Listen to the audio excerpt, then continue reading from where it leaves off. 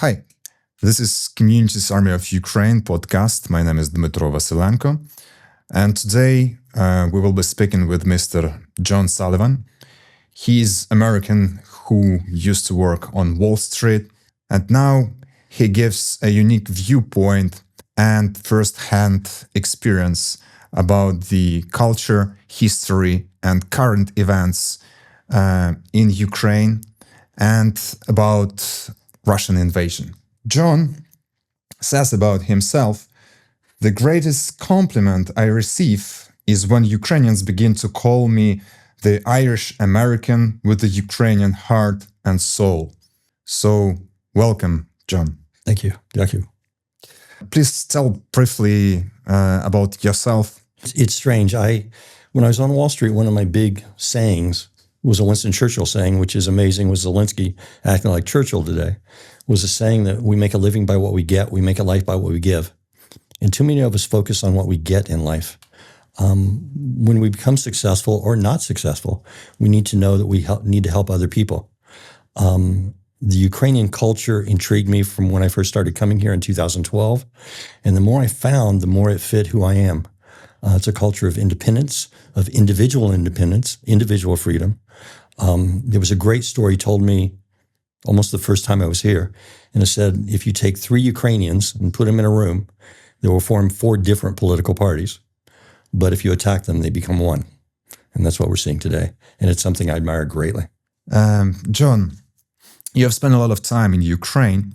Could you tell me, what did you understand about Ukraine back then, before the full-scale invasion, that many Americans don't get today? I think we have to go back before that. We have to go back to most of the West did not understand Ukraine at all. If you had asked me in 2012, before I ever came to Ukraine, where Chernobyl was, I would say Russia. Most people would. So we really did not understand Ukraine and its culture.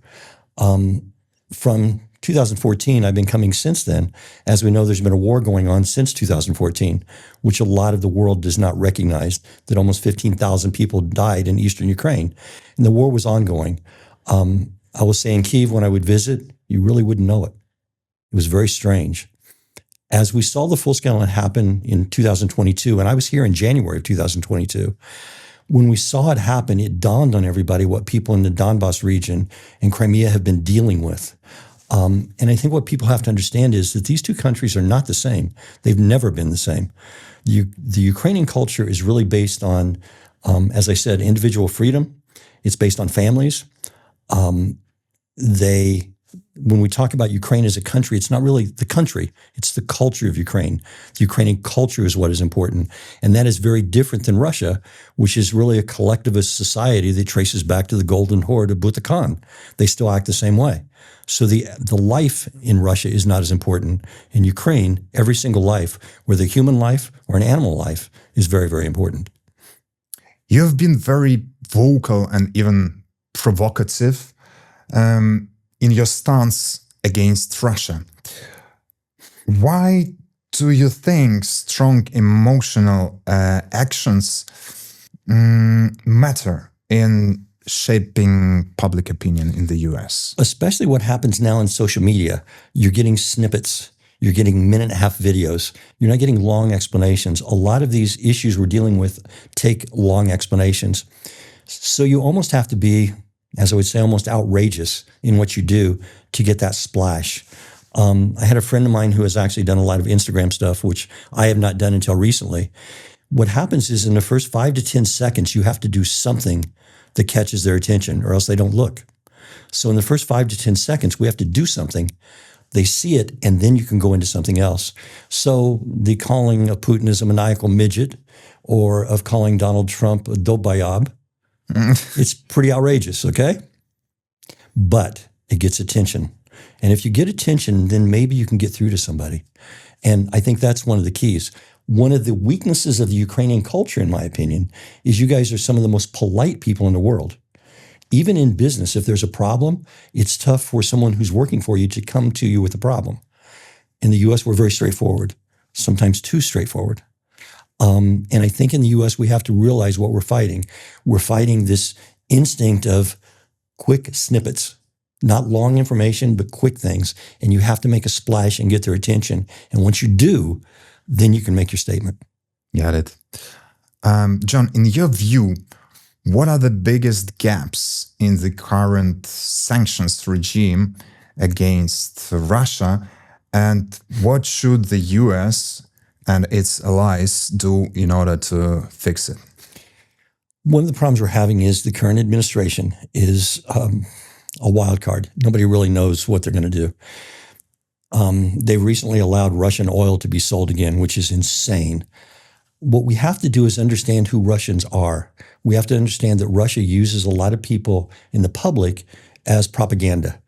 We notice a person like, I can give a direct story that I know about of Gergiev, who's one of the top conductors in the world, was asked why he has not come out against the full-scale invasion by a friend of his, who's a friend of mine. The response from Gergiev was, who's of course sponsored by Putin, I can't, because if I do, I have 300 people in the orchestra that would lose their jobs. We would no longer get funding. And my response back was, you have tens of thousands of Ukrainians die because of that. They're a lot more important than your 300 orchestra members. So what we have to do is understand who Russians are. What do I think should happen? Truthfully, I think every Russian visa should be yanked. Send them back to their country they love, because they don't. That's why they're not there. John, actually, Russia continues to use culture, sports, public figures, as you have just mentioned, as the tools of the influence. How serious is this threat in the United States, and how should it be countered? The Ukrainian Association of Florida did a great job recently. We had a famous violinist that was from Russia who wanted to perform. We protested against it. We got it yanked. Mr. Repin, yeah. Yeah. One of the issues that we're having is Ovechkin, who is a hockey player from Russia, is the leading goal scorer in NHL history. They use him every single day for Russian propaganda.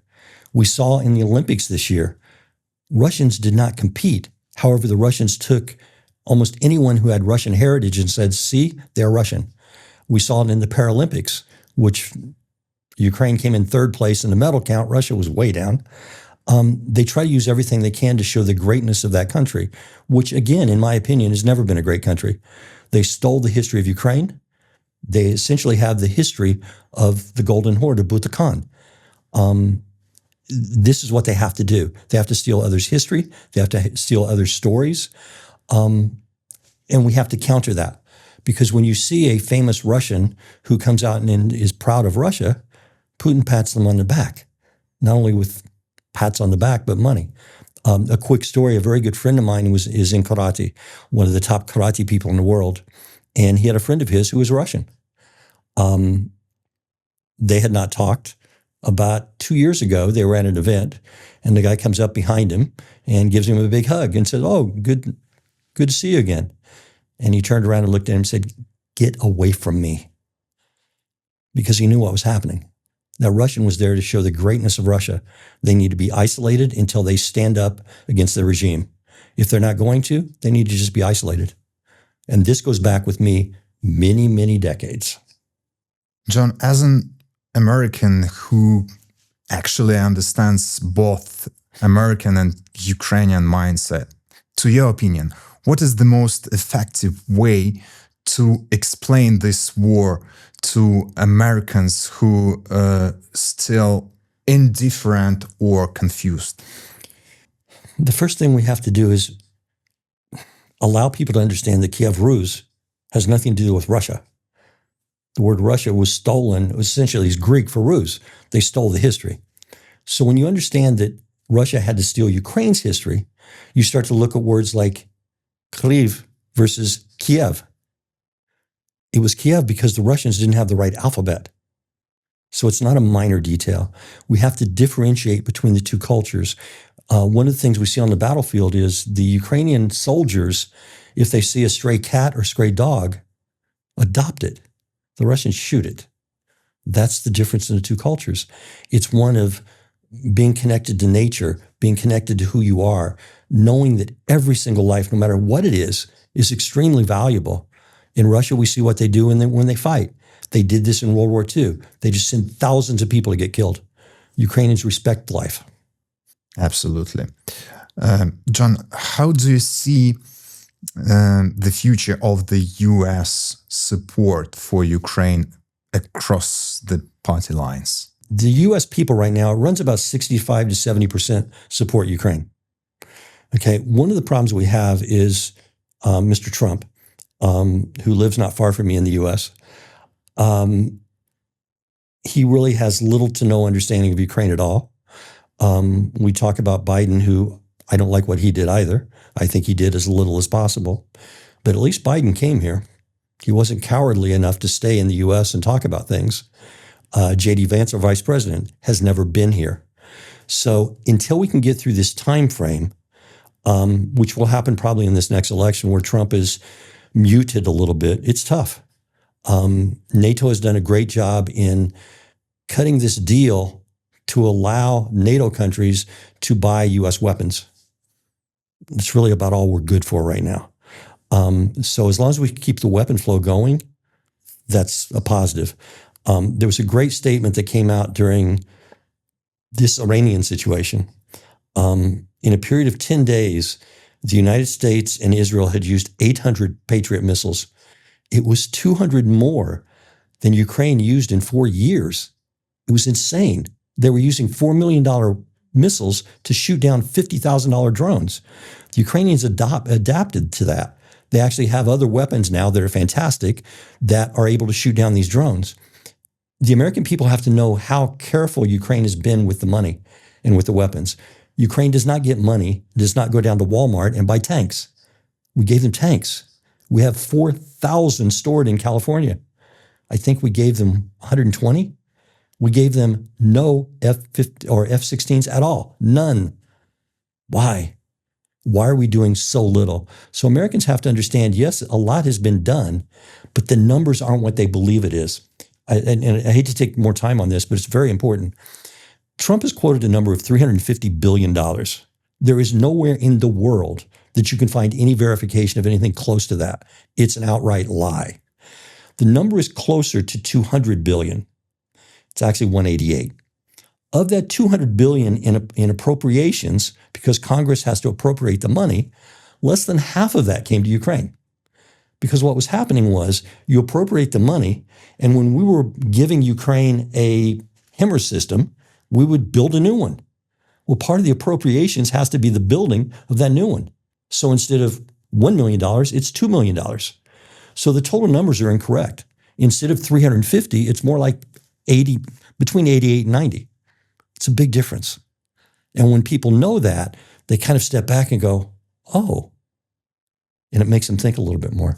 The same thing, you have a shirt on about NATO. There's a great story I have about NATO on it. I hate to wander on this. People talk about all the money that the U.S. has supported NATO this entire time frame, that the U.S. for years, if it wasn't for the U.S., NATO wouldn't exist. Here's reality. The country that pays the most to support NATO in the operations of NATO, NATO as an organization, is Germany. The United States is number 2 with Germany, both at 16%. That's set to run NATO itself. The 2 and the 5% numbers that are always shown those are the numbers that a country needs to spend for its own defense. That money does not go to NATO. So these numbers that are being thrown around are totally incorrect. The U.S. may spend $1 trillion on its own defense, but that doesn't go to NATO unless the U.S. wants to put a base somewhere. And that's another thing that is a huge misunderstanding of people. And I think it's caused Ukraine a lot of problems. Yeah, unfortunately. John, could you please tell us a little bit more about your initiative aimed at supporting Ukrainian kids, aimed at their psychological rehabilitation? One of the problems and again, I was telling you beforehand, when I first came here in 2012, I noticed the little kids didn't have dreams. They didn't have sparkles in their eyes, and their parents didn't have a positive outlook for them. After 2014, those dreams were coming around. And I also always go to a statue in Kyiv, that's the Holodomor statue, and it's a haunting statue of a little girl. I was here in January of 2022, came back in early April of 2022 and went down there. And I always remember looking at the statue, it was pitch black out. And I had this weird thing happen. And as I was looking at her, I could hear her say, "Why are they doing this to us again?" Because Ukrainian children have been through this so many times from the Russians. And I made a promise to a statue that I would do whatever I could to help save this generation of Ukrainian children. The way we can do it is deal with the psychological trauma that they're dealing with. There are flaws in dealing with children in psychological trauma that has always existed. And that is, we don't have enough psychologists, and less than 20% of the kids ever get help. The psychologist will tell you that even mild trauma will cause long-term ramifications. One of my partner's good friends is a very famous woman who was born in Hungary. She's 91 or 92 years old. She still has nightmares of air raid sirens. So if we don't address it in some way, or don't teach the children how to address it, it will have these long-term ramifications that we'll see. So we needed to come up with a way to do it, and that's what we've done. We're in the process of designing it. It is totally being delivered in an electronic manner. It is allowing children to learn how to deal with it without ignoring it. It's one of my friends who died a year ago was one of the top people in how children learn in the world. And I took a lot of his ideas and applied it to that. And it's essentially, how do kids learn? What's the reality? Kids learn by playing. They do not learn by being lectured. So we let them play, and they learn by doing that. John, my last question. What will be your message to your fellow Americans in terms of Ukraine? Gosh, it's tougher than... Let's take it from two standpoints. To my fellow Americans that have been supporting Ukraine, learn about the country, learn about the history that you're supporting. Because the more you know, the more you're going to want to support. This is not over. I've been coming this entire full-scale invasion. The last time was for 6 months. I was living with 1 hour of electricity a day. People around the world don't know that. People around the world right now don't know what's happening in Ukraine. We get hit by ballistic missiles every day. You get 1 or 2 goes in the Middle East and it gets worldwide news. So make sure we keep Ukraine on the front page. Don't be afraid to stand up against the ignorance that's out there. Now, to my fellow Americans on the other side, keep in mind, Russians are very good at one thing, and that's lying. The disinformation that we've been hit by for decades is massive. Nikita Khrushchev said in the late 1950s, 1960s, "We will destroy you from within without firing a single shot." That's what's happening. The country's become divided. So when you think something negative about Ukraine, actually check. Check the information. See if it's valid. Does Zelensky own a home in Miami? No. It's been proven he doesn't, but it spreads like wildfire. So before you spread anything, check it. Make sure that you're spreading information that's true.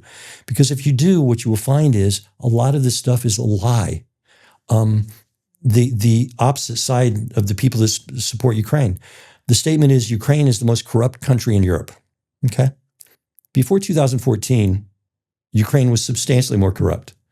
After 2014, Ukraine has increased more than any other country in the world, almost, there's a couple small countries, in its fight against corruption.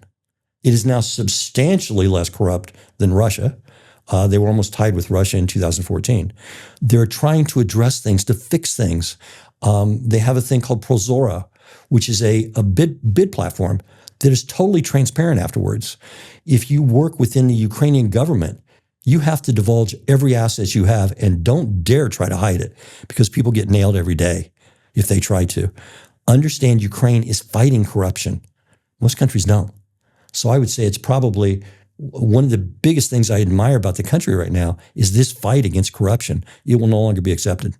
Thank you so much, John. Thank you for your support to Ukraine. Thank you for everything that you do. Будь ласка. Thank you for letting me.